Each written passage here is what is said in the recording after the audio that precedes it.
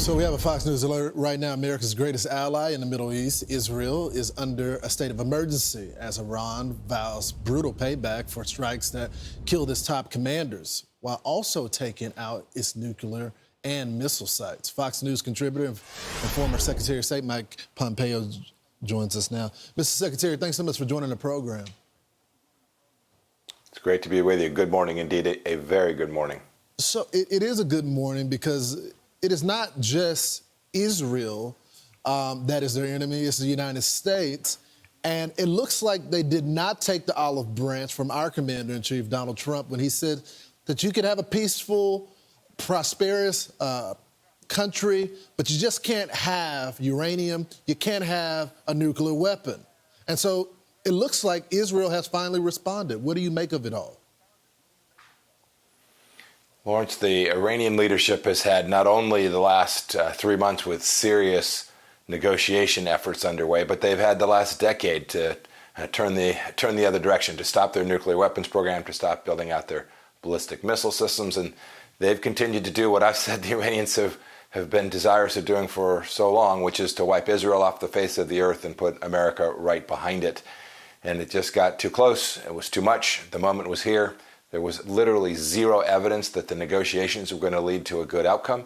And I think the Israeli leadership finally decided not only did they have the moment to do this, but they had the tools and resources to effectively obliterate much of the Iranian regime's military programs. I think they began that overnight. My guess is it's going to take days, if not weeks, to complete this task. But the world is safer this morning than it was when we all went to bed last night. And the Iranian people are now given a real opportunity to have a set of leaders in their country that doesn't make its primary foreign policy objective anti-Semitic, anti-Zionist, anti-Israel, and they join the Western world. You know, Mr. Secretary, I was talking to our colleague, Brian Kilmeade, and he was going back and forth with me. He said, with this strike, with Iran under attack, it helps Ukraine and hurts Russia. They provide the bulk of Russia's drones. He also said that Israel also hurts Russia, who lost Syria because Israel took out their oppressors, Hezbollah. Is he right on this? Lawrence, there's no doubt about that. The Russians have been supplied with the Shahed drones from the Iranians. I doubt that there's very many shipments leaving the port in Iran this morning.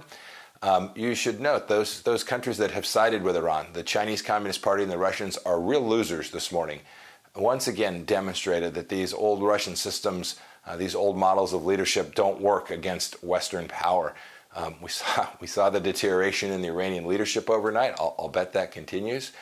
We saw what happened to Russian leadership in this same way.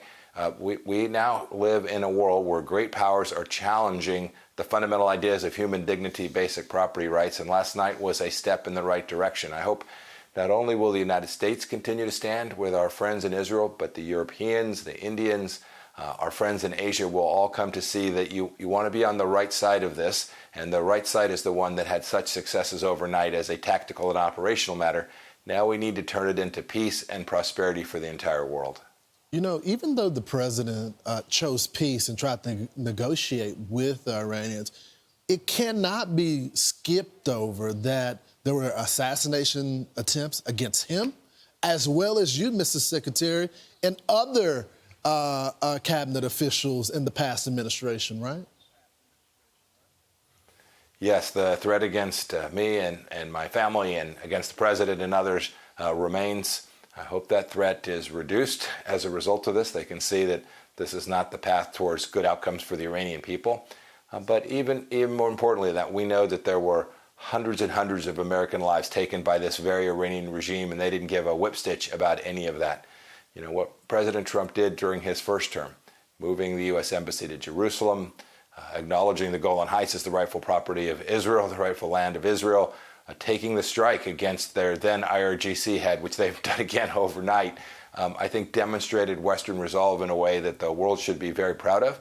And I think Israel was up against it. This was the go time, and I hope they stay in this. They need to continue this until they complete the effort to diminish Iran's nuclear program in a way that we get a decade or two of respite. I don't think the Ayatollah is going to change his ways. We can certainly take away his capabilities to put that threat on Israel and the world. Well, it's a radical Islamic ideology. It would be for him to deny this would be his very existence. And I think that's the conflict that we're up against. Mike Pompeo, thank you, Mr. Secretary, for your time this morning.